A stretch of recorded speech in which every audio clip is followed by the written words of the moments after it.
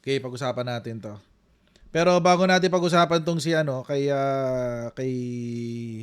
Lepiste, unahin muna natin itong viral na balita kay President Bongbong Marcos. Bago lang 'to, as in press na press. Hot of the press. Ganyan, oh. Hot of the press, guys. Ganun ang drama. Ano ho ba itong balita na 'to? Trigger warning. There may be mentions of abuse and child violence. So trigger warning. Okay. Um, Meron ho kasing nag-viral na sulat para kay President Bongbong Marcos, mga babayan. Kanina. Ito ho yun. Okay. Sabi, may isang bata na nagpadala ng liham para kay President Bongbong Marcos na ang kanyang kapatid daw ay naka-experience ng ano ba to?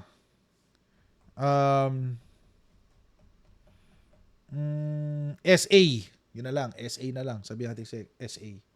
Nakaranas ng SA galing sa isang local official, if I'm not mistaken, a kagawad. No? Kagawad ng kanilang barangay.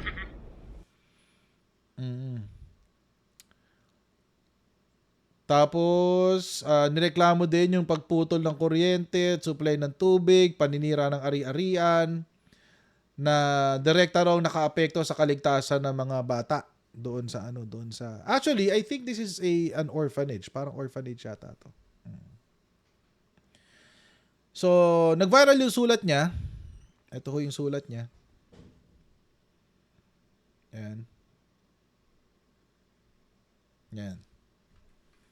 At I don't want to read it, but I want you to hear it from the child herself. So, ito yung sulat niya na binasa para kay PBBM. Mr. President, I'm Mau. I walked out of my graduation today at Caloocan Elementary School to submit a petition at the office of Sangguniang Panlungsod versus a kagawad of our town, Barangay Caloocan. I will be praying and walking 14 kilometers with my Ate Camille. See, I am a Redeemer kid. I have 28 brothers and sisters at Redeemer Homeless Mission, a Christian non-profit dedicated to lifting homeless children and families. I have been here since the beginning of this mission in Manila, at the Papuri Popsicle Shop in East Camias, Quezon City, where we sheltered 72 homeless clients on March 22-28, 2020. I was 6 years old then.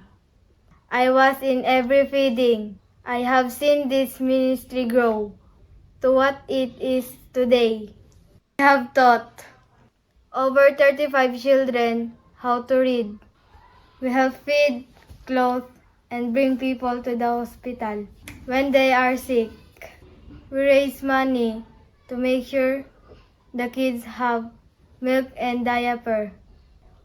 And we help kids get their birth certificates.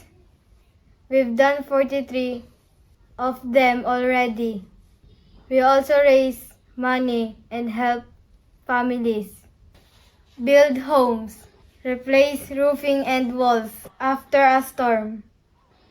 There are 4 mothers here, including mine, Mama Michelle. They help us cook, laundry, do our homework, and we have created our own version of the Lord's family, lifting each other up in seasons of life.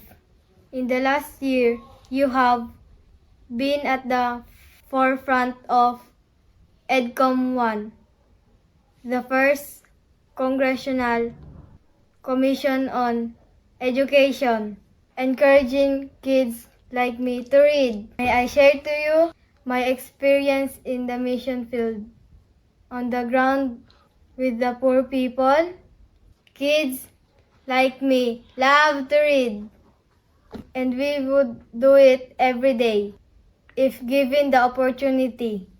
One of my sisters, Ivy, loves to read, but on her way home from school on November 17, 2022, and on February 14, 2023, she was raped twice Dalawang by a beses pa. son of a kagawad in our town.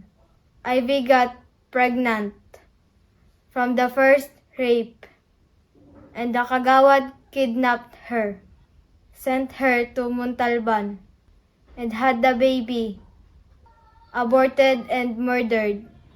Then the tauhan sent with Ivy raped her again, and she now no longer goes to school. This kagawad has one more son, too, that raped a girl named Judy Ann in 2018.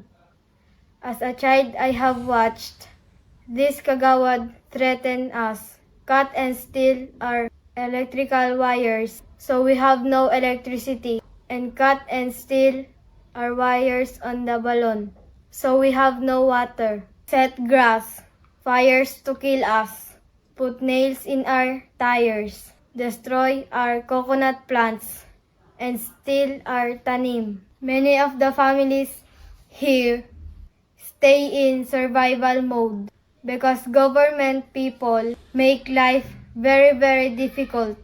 Question, Mr. President, how will we read if we are being raped? How will we read if our own government people cut our electrical wire so we have no lights? How will we read if our own kagawads cut our balloon wires so we have no water? We are kids. We are not involved in your political parties. I just want to go to school without being raped. So can you please help us, Mr. President? By the time you read this, I will be on my prayer walk. The petition which I will submit has 201 signatures from our community, including Kapitan Jason and Kagawad Terobias, Kagawad Yanan, Kagawad Tatel, and Kagawad Ipin, who have supported us. Maybe if you have some time, you could walk with me. I'll make you kwento. Thank you for your time, sir. We are praying for you. May the Father give you the fortitude to protect the children of Caloocan and the entire Philippines. I'm Mau, and I approve this message.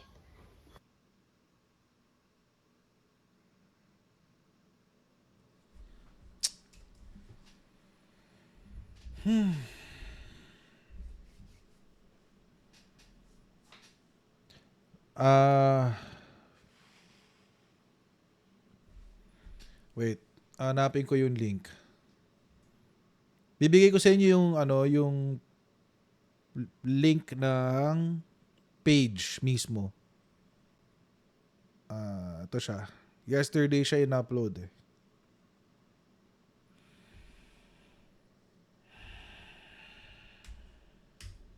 Ay, ang haba. Paano ko i share?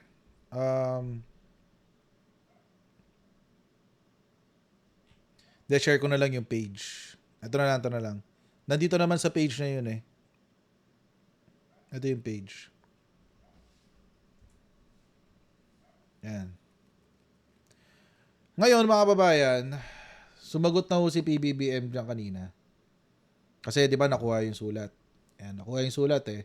Kung ano yung kinuwento ni Mau kanina sa video, ito rin yun. Binabasa niya yan dyan. Oo. O, diba? Binabasa niya. Yan. So,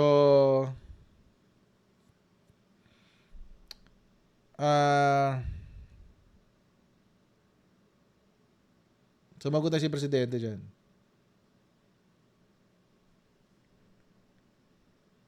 Sabi, "My dear Maureen, your letter has reached me and brought me close to tears and made me very angry. I am sending policemen to you and your sisters to protect you and to find anyone who has hurt any of you. I will make sure that you will be able to continue reading and studying as much as you want. You are very brave, intelligent, and very kind girl, and I will make sure to help you and your sisters in any way you need. P.S. If there's anything else you need, just get in touch with us and we will help, sabi ni BBM. Oh. Nag-comment siya mismo doon sa post. Mismo doon sa post na yon, nag-comment mismo si PBBM dyan. Pero alam nyo mga kababayan, si PBBM, maano talaga siya malambot ang puso niya sa mga bata. In fact, mga kababayan, kung nakalimutan nyo na, remind ko lang sa inyo. Noong 2024, nag-speech siya sa conference ng USAIC. This is a conference on how we can protect our children from online SA and exploitation of children. So, ito yung speech niya noon. Kung nakalimutan niyo na, mapakita ko lang sa inyo. My fellow workers in government, distinguished guests, ladies and gentlemen, good afternoon. As I was listening to the young lady, and she is a lady, I could not help but shed a tear to have to relive the suffering that she went through, and to think how many other children are, even as we here sit in this fancy hotel room, eating our fancy food, continuing to suffer the same fate as she has. And accompanying those tears that I just shed was a deep sense of shame, because we have not done enough for the Philippines to now be considered the epicenter of, let us not shorten it into a clinical term, OSAIC. It is sexual abuse and exploitation of children. And I leave it to your imagination. Walang audio. May audio siya kaso mono. Nasa left lang siya. Oo. So, kung naka-stereo kayo, tanggalin nyo muna sa stereo. I-audio nyo na muna. I-mono nyo na muna siya. Kasi naka-mono siya. Oo. And I would imagine in some cases your imagination cannot even begin to fathom what is done to these poor children, to our poor children. And so we must do more. We must do more. The Filipino culture, one of the most important part of the Filipino culture is family. We are known around the world for that. We are so well known for it that Filipinos are the number one caretakers of foreign children all around the world. I go and travel and meet important leaders all around the world. And they say, and I'm talking about kings and queens and presidents and prime ministers. And they say to me, I was raised by a Filipina. My second mother is a Filipina. And that's what we Filipinos are. We love our families. We adore our children. And for us to allow this to happen in our country brings to me an overwhelming sense of shame, because being in government, being in public service, we are not doing enough. We must do more. However, I am happy that we have now, together with the Interagency Council Against Trafficking and the Department of the Interior and Local Government, that we have had now this conference, and the IJM has organized this very important event. Ayun.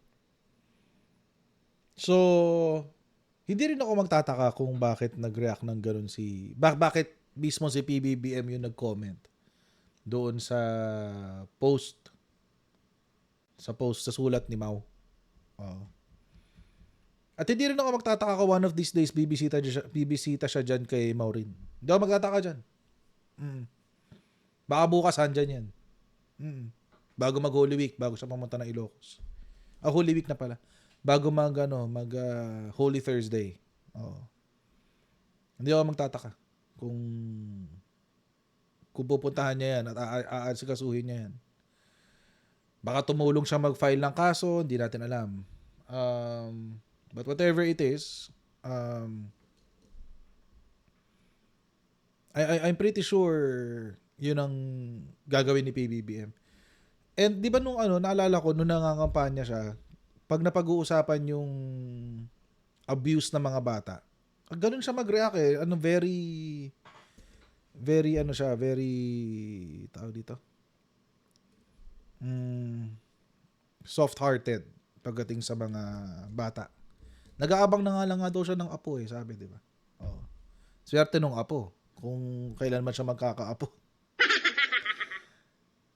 Pero mga kababayan, really to contrast para maramdaman natin yung pinagkaiba from between PBBM and the former president. Para lang makita natin yung difference, no? Night and day mga kababayan. Kapag pinag-uusapan ng issue ng SA, night and day ang nakikita talaga natin between Bongbong Marcos and Rodrigo Duterte. As in, sobrang ang layo, mga kababayan. Sobrang layo. Sobrang layo. Yung mga DDS might say na, hindi, ginamit lang ni Jarrett na plataforma yung ginawa ni PBBM para siraan si Digong. Alam nyo, mga kababayan, hindi ko kailangan siraan si Digong. Si Digong mismo ang naninira sa sarili niya. Oo. May I remind every Filipino people,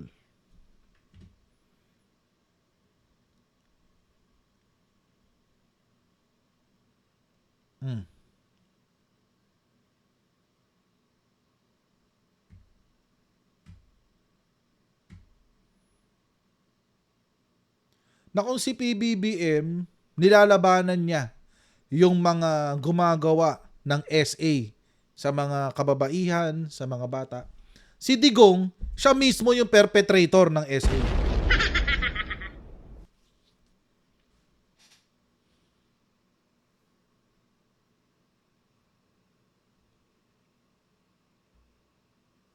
Siya mismo.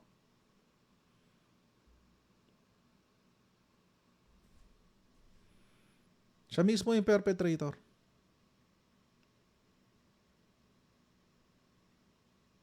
Nakuha ko ba yung video na yun? Eto. President Rodrigo Duterte admits in public that he molested his maid when he was a teenager. Duterte says he confessed to a priest when he was a freshman at the Ateneo de Davao. Diba? Friday mass yan. Tapos communion. Kaya magkumpisal ka. Tanong ka, what are your sins, my son? I-first year ka. Alam mo na kung anong kasalanan ng first year.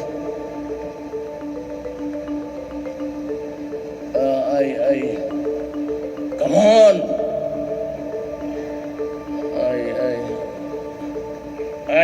It's not a sin. We do not have the whole day. Speak up. I went to the... What? I went to the room of the maid. Oh, why? I lifted the blanket. And I tried to touch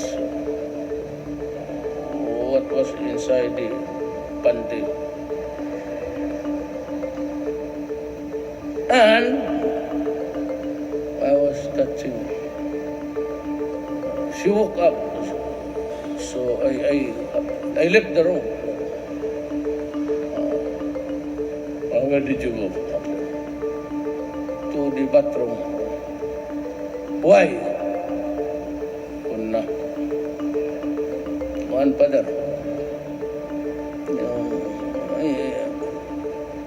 The usual. What is the usual? Alam mo. Okay. So, he went back and I tried to insert my finger, father. Then, there was hair and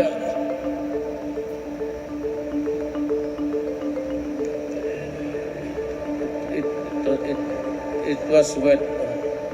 And did you wake up? No, father. She was closing her eyes, fast asleep. Oh, heaven about it. And I went to the bathroom again, father. Again? Yes, father. Twice. Oh my God. Say 5 Our Fathers, 5 Hail Marys, because you will go to hell. So, The president also calls the Holy Trinity as, quote, silly, and Jesus as,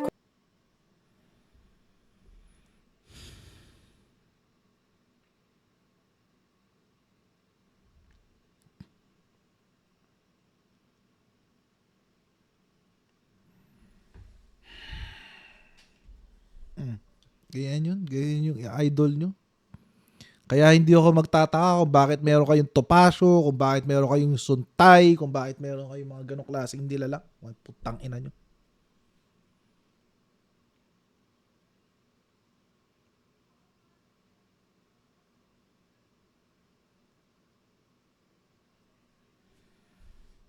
I will not even apologize for that. He deserves it.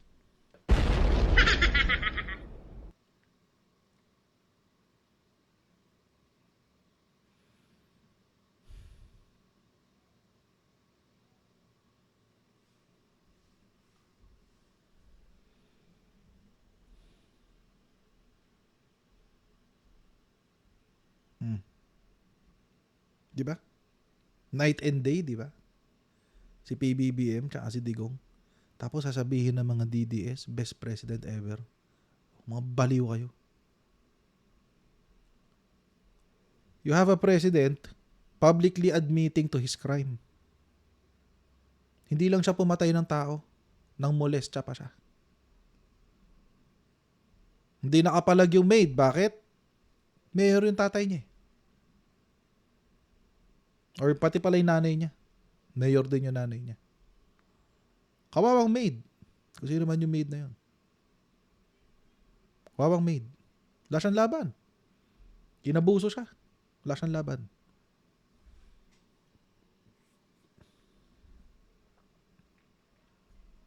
Di ba tarantado? Ganyan ba? Ganyan ba klase yung re-respeto mong presidente?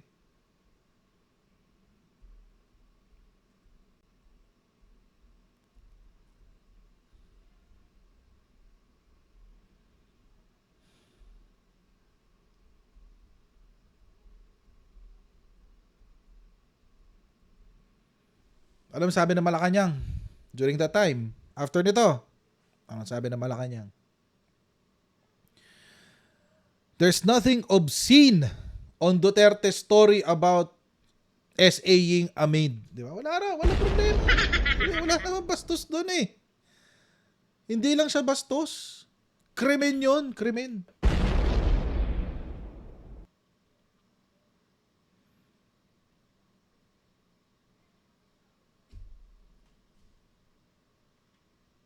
Yan, no?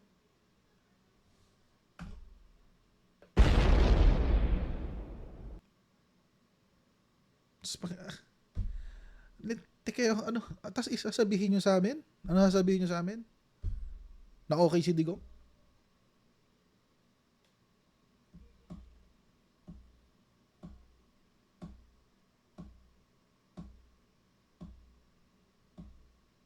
Ito pa.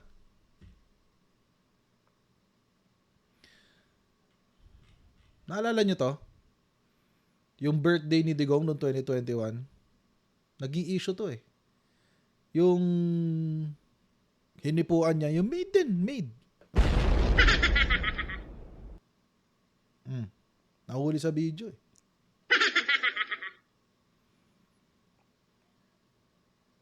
Huling-huli sa akto. Kakatapos na ng birthday niya isang araw, di ba? Doon nag-birthday siya noong 2021, magbo-blow ng cake, hawak ng medium cake, ginano niya, sinahuran niya sa ilalim.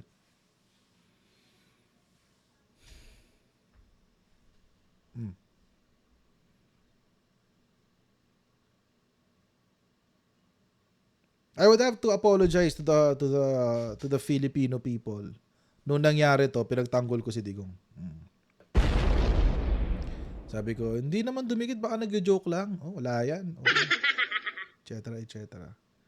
But again, hindsight is 2020, mga kababayan. Mas malino na ang pananaw natin ngayon dyan.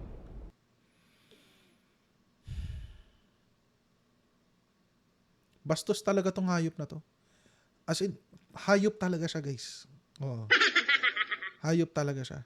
Nag-aral siya ng batas, naging abogado siya, naging fiscal siya, naging congressman siya, naging mayor, naging presidente. Wala siyang nirespetong batas. Wala siyang nirespetong human right. Pati human right ng katulong niya na matrato ng may dignidad, hindi niya nirespeto. Pakawalan niya talaga. Hayop talaga si Rodrigo Duterte.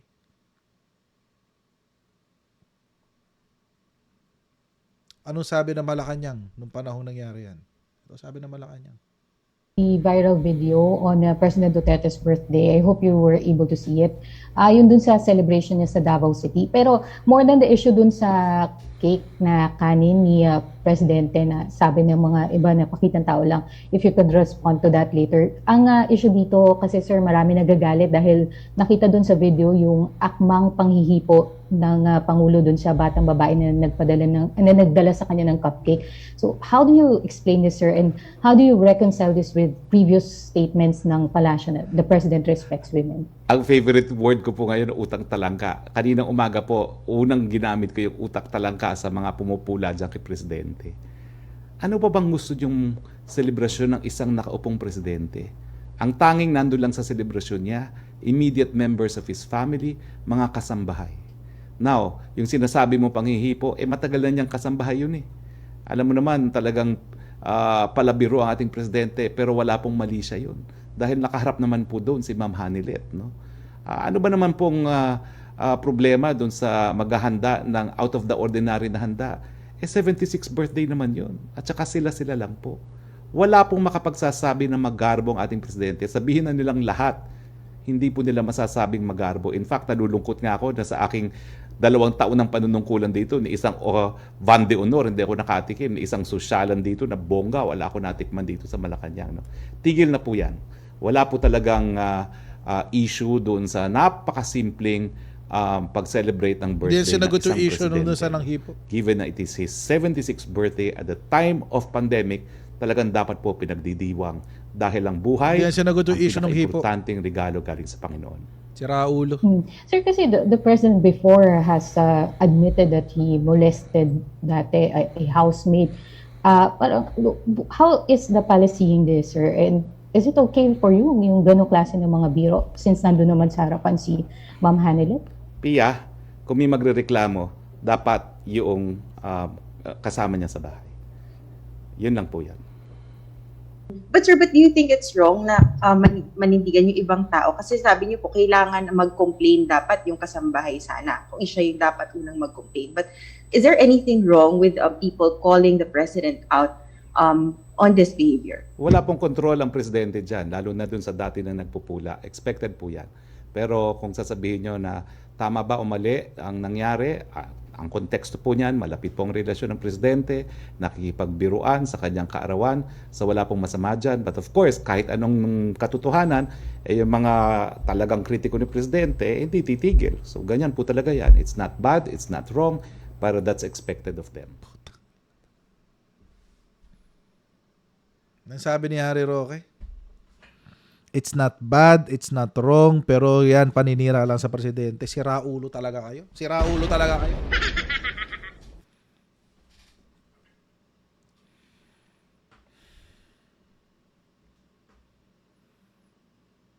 Sira ulo kayo.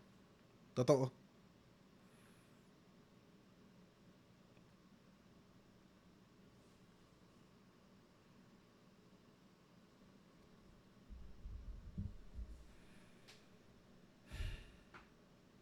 Joke lang daw eh.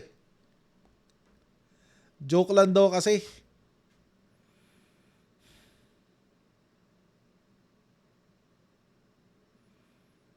Ano na dapat itong mga taong to? Sinisilaban ng buhay itong mga hayop na to eh. Pero wag niyong gagawin ha. Expression lang yun. Don't do violence, guys.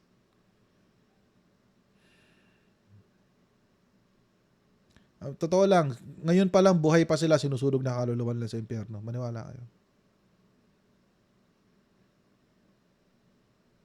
Imagine that, mga kababayan.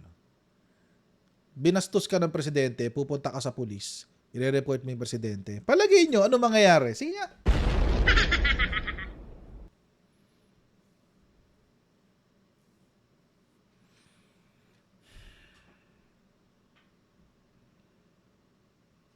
Sige, mga DDS. Sagutin nyo, tama ba yung ginawa ni Digong? O joke pa rin? Sa mga babaeng DDS na nanonood nitong live stream na to, kapag kayo ba hinipuan, okay lang sa inyo?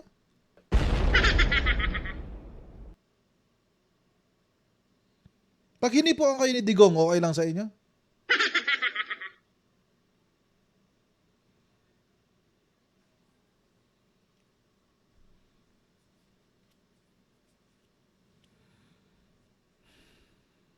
Kapal na mga mukha nyo.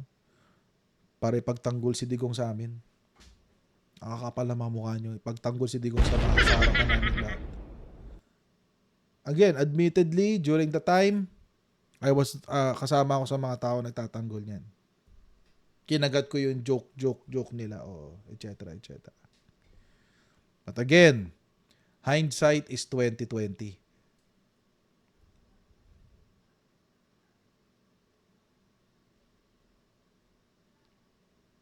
Ito mga DDS ito, bulag talaga sila sa lahat eh. Bulag sila na addict si Digong, kahit si Digong mismo ang nagsabi na addict siya. Bulag sila na mamamatay tao si Digong, kahit si Digong mismo nagsabi na nagpapatay siya. Bulag sila na si Digong inang molestya ng 2 tao.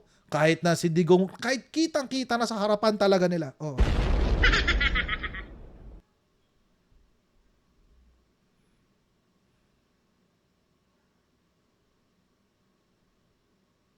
Kaya nga Kaya nga being a DDS is a mental disease. It's a mental disorder.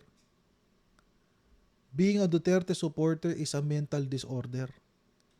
Bakit? Kasi kung ang definition natin ng isang tao na baliw ay isang tao na wala sa tamang pag-iisip, walang sense of reality, ang kanyang pananaw ay walang basihan sa realidad, mga DDS, pasok na pasok kayo sa definition ng isang baliw. Totoo.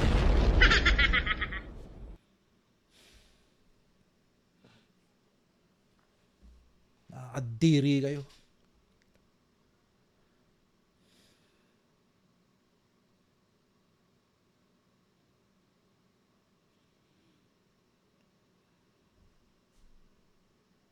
Kapal ng mukha nila, di ba? Ang kapal ng mukha ng mga Duterte. Para sabihin na banal-banal sila. O, kakapal ng mga mukha nila. Hindi ko alam paano lalanding itong topic na to.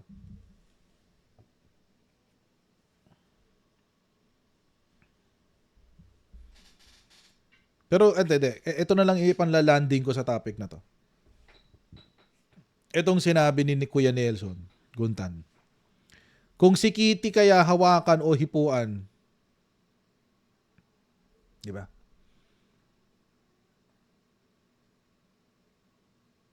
Or si Sarah. For what it's worth. Si Sarah.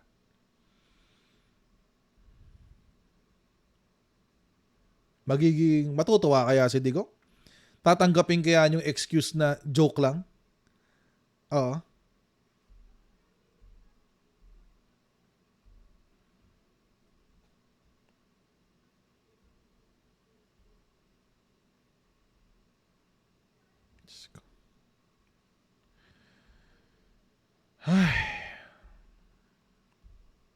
Nakakadiri. I can't believe I supported Rodrigo Duterte before. But again, hindsight is 2020. Oo. Sumuporta tayo noon, nakita natin ang kagaguhan, hindi na tayo sumusuporta. Okay na. Okay na. And sana, wag na tayo maghalal ng mga taong, kahit sinong Duterte, guys, kahit sinong Duterte. Kahit sino. Oo, wag na tayo maghalal ng kahit sinong Duterte, mga babayan.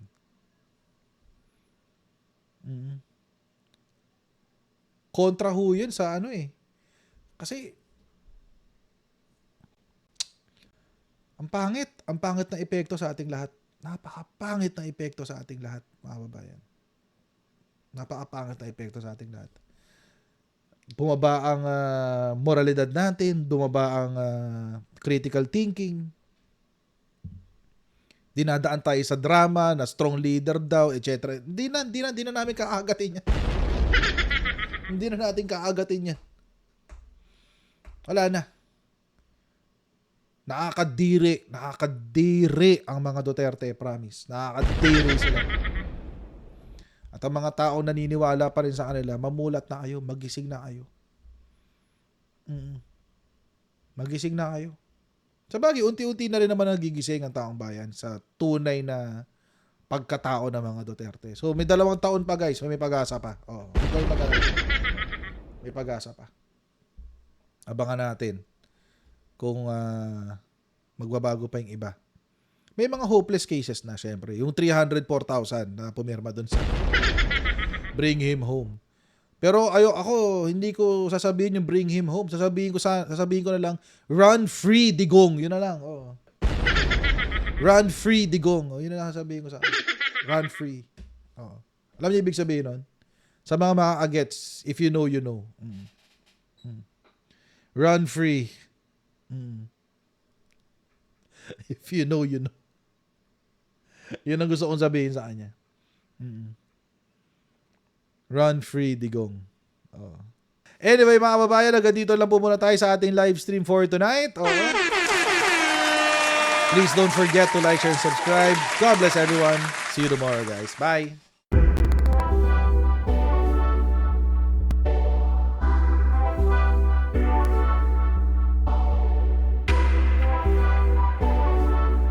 As senator judges, it is your obligation na dapat present ka sa mga proceedings. Hindi naman sakop ng trabaho ng Office of the Ombudsman na magpa-disqualify sa 2028.